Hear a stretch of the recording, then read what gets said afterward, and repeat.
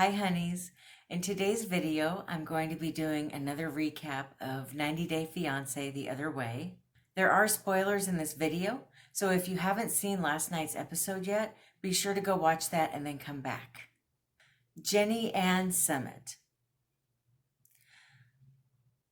In last night's episode, they showed Jenny and Sumit out with a friend of Sumit's, and they were, it was kind of interesting. It was like a little bench, like a set of benches on a boat that isn't moving. It's just kind of docked. That's one of the things that I really like about this show, though, is getting to look at other countries and how things are there. It's just pretty neat.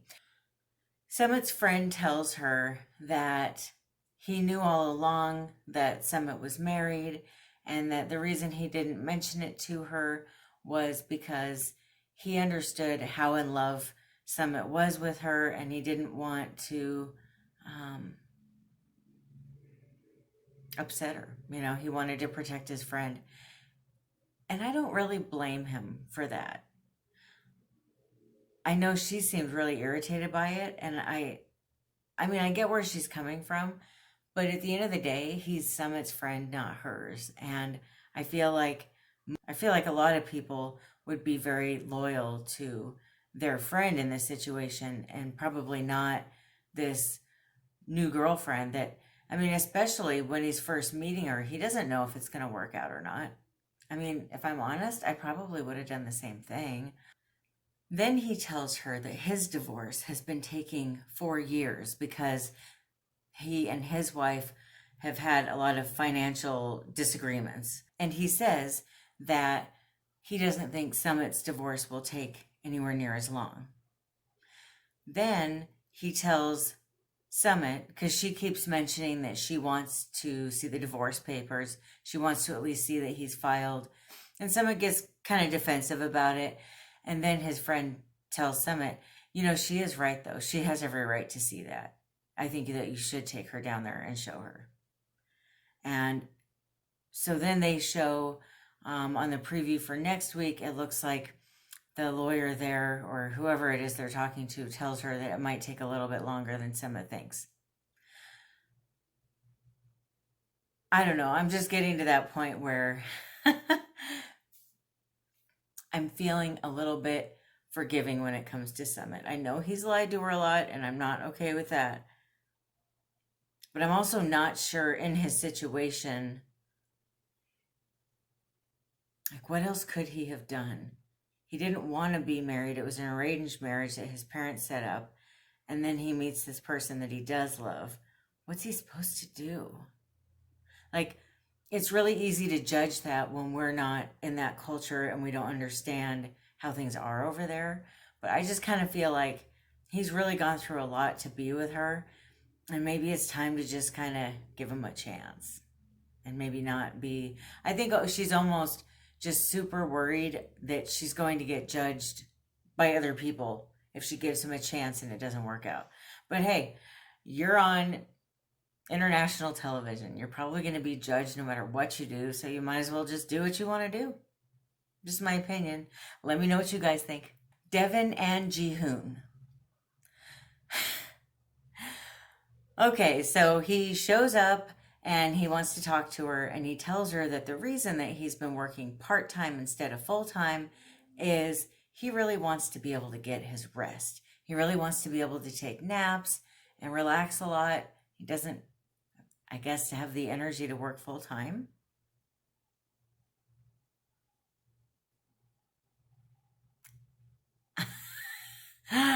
What? Once again, I don't know if it's just different over there. It doesn't seem to be different over there. I mean, his friends even said they were embarrassed by him and they didn't want people to think that Korean men were like he is. So apparently he just has an issue, but it's really hard for me to understand. Then he mentions that when he does make money, anything that he has extra, he gives to his mommy, and she holds on to for him because he just can't control himself.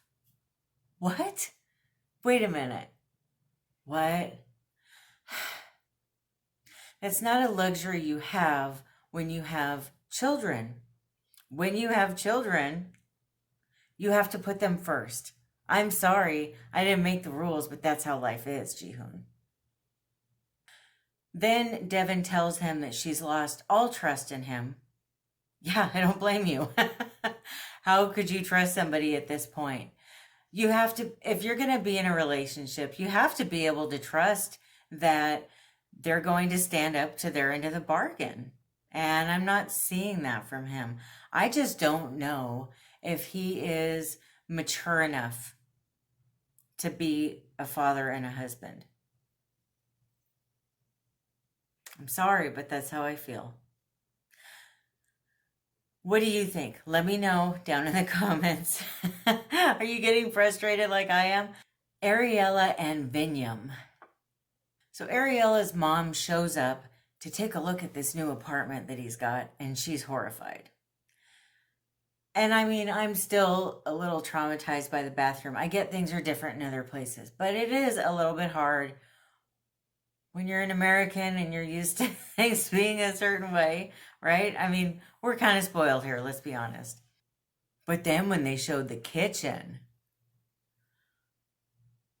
oh, I don't know that I could deal with that either. No fridge. It's not in the house. It's that kitchen. But I have to remember, this is Ethiopia. I don't know. It looks like Ethiopia is pretty poverty stricken. This might be a luxury apartment. It's got running water. It's got electricity. It's got a bathroom.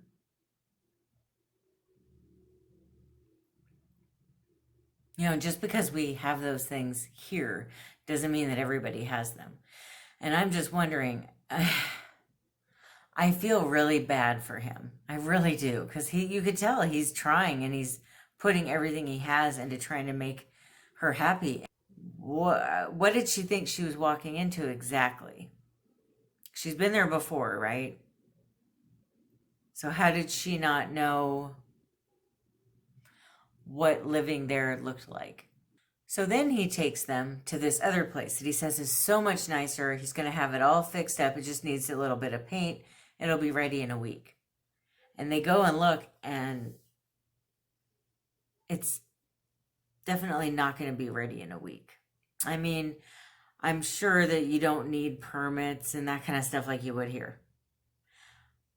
But I still don't see how we could get it all done in a week. I mean, it was pretty torn up. There's something that eludes me, and maybe you guys can remind me. Why are they not just going to live in the U.S.? I mean, she's got a family that apparently has a pretty good amount of money. She's led a pretty cush life. Why not just live in America and have him go over there? Is there something I'm missing? Is there something I don't know? Something I don't remember? It's just not making sense to me.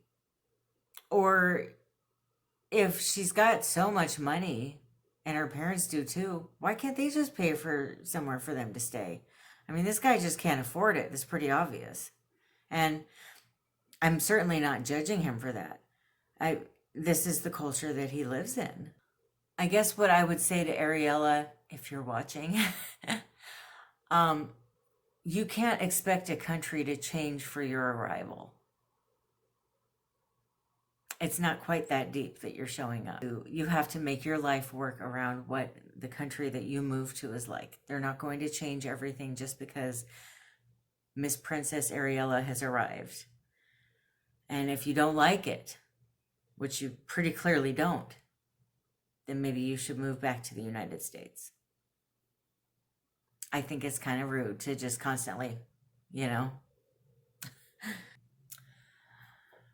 Kenneth and Armando. So in last night's episode, they show Armando in their new home. And it's such a cute home. Right away, I was in love with the home that they're moving into. And he said that they picked it out together, which I don't know why other couples can't do this. But I thought that was wonderful. And they show Armando making a card and framing it for Kenny when he arrives. It's just so sweet, right? There's nothing like a homemade gift. And I just thought that was so sweet. A gift from the heart. He took the time to put it all together for him. I'm sure Kenny will absolutely love it. But I love that he did that. I love that he is thinking about what he can do to make Kenny feel welcome and to make him feel loved and thought about and appreciated. They kind of remind me of me and my husband. That kind of consideration and love and companionship. There's something so special and beautiful about that when it's true love like that. It's just different. And I can sense that that's what this is. And I just love this cute lovebird bungalow that they have together. And the view, the kitchen. I love this place. Then they show Kenny in the car dancing along as he's driving. And I'm just thinking, you know what? He just seems like the kind of guy that would be so fun to hang out with. I would love to go to a show with him or something. And then he mentions that he's really sad about leaving his family and that he has never really been away from them for long, and he just feels guilty about leaving. If I were to talk to Kenny, I would say that in my ever so humble opinion, when your children become adults, you have to put yourself and your happiness first. And the key to a life of happiness and longevity is having a good companion that you can grow old with. And you have found that. And I think that you deserve to go after your happiness. So I am super excited to see on the next episode, it looks like Kenny and Armando are finally going to be together. And I can't wait because I just love this couple. And I do want to mention though, I don't know if it's just me. I'm a little bit worried about one little thing. What happens when this show goes on the air? Are people in Mexico going to see it? Do they need to leave Mexico or move to another area? Because they both mentioned that same-sex relationships are not okay in Mexico. And so I'm a little bit worried about that. I have a lot of faith that they have figured out how to make it work and how to be together safely. Brittany and Yazan. I wanted to save this couple for last because I get so upset every time I think about this situation. They show Yazan arriving to pick Brittany up at the hotel, and he brings flowers and he's apologizing, right? But it was kind of an odd apology because he seems more interested in telling her where he's coming from than apologizing or admitting he was wrong or saying why he thought he might be wrong. And he brought a hijab for her, and she was really upset about that. And she said that she was going to wait until they got to his parents' house to put it on. Now, it's really hard for me to understand his level of jealousy.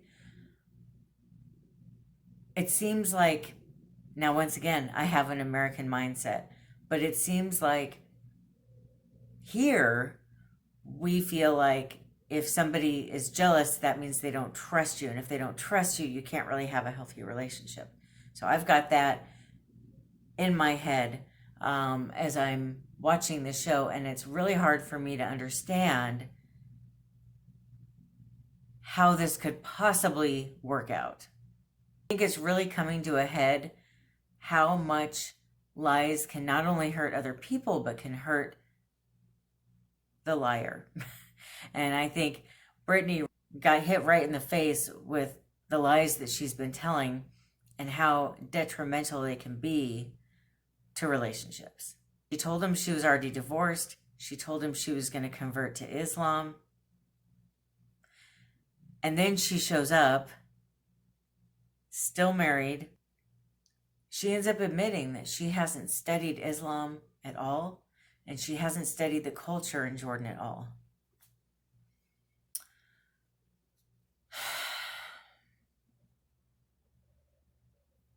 I don't know how she didn't notice how different things were over there the first time she went. She goes back this time and it's like, oh, it's so different over here. Yeah, you didn't notice? You were there before. You didn't read up on any of this before you decided to move to another country? You didn't think maybe you should read up on what the customs and the laws and the rules and the traditions are out there? What were you thinking? But here we go again with another person, another American moving to another country, expecting the whole country to just change their ways because you showed up. I don't know who you think you are. I don't understand this. Stay home if you're going to be like that. This is why people in other countries don't like Americans. And I find it embarrassing. Now, call me crazy, but I took the time when I started recording this show to read up on the different countries on the show and what their customs and traditions are. I don't know how, it was just so way beyond the realm of possibility for anybody on the show to actually do that. But I did, and I already know that it's not even legal there for her to not wear a hijab in public. It's not legal for her to touch anyone that's not her husband. And if she wants to pull that there, she could get stoned. She could get arrested. So they go to his parents' house, and his parents immediately start getting upset. And I don't think she understands that women are second-class citizens over there. We have it very good here in America, us women do. I'm not saying it's perfect, but compared to other places, it's really not bad at all. She just seems so upset that they're upset. And it's like, well, she told him that she's converting, and then she breaks it to him. Oh, by the way, I haven't studied your religion at all. And she told him the divorce was final. So to suddenly spring on him that, oh yeah, now I want to wait for the divorce or for the wedding. Of course, they're all shocked. And his parents, you know, the way the culture is over there, they want him to get married right now and start giving them grandchildren. So then it becomes very clear that the way that she's acting, I know it's different here in America, but she's not in America. She's disrespecting their culture. And it's just not flying. And his mother really gets upset. His mom tells her, you're not allowed to say no to him. You're not allowed to disrespect him like that. Oh, and that she has to forget her other family. And why is she still on social media? That their friends all think she's a prostitute because of this. I am so frustrated about this one. I just don't understand. If you're not okay with being a second-rate citizen, if you're not okay with not being allowed to say no to your man, if you're not okay with being completely controlled by another person, why would you agree to it? Why would you sign up for something that you haven't read up on, that you haven't studied? I don't understand. So Brittany, if you're watching, I think that it would be a good idea to just come back home and move on with your life. I don't think that this relationship is going to work out. I don't think it's healthy for you. I think you might be in love with the idea of this person and not the actual person. And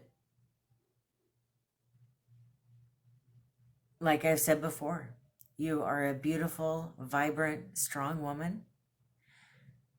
And you could find a number of men here that would love to have a relationship with you. So I think it's time to just cut your losses and get back on the plane and come home. Okay. Sorry, I got a little irritated there. This is just, like I said, I am scared for her, and I'm very frustrated that she didn't look into what she was jumping into first.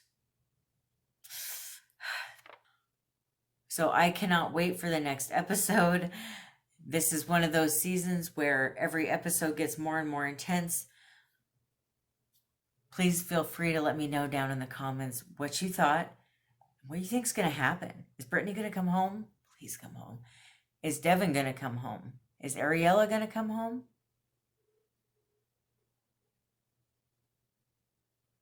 I think Jenny and Sumit have a chance at making it work.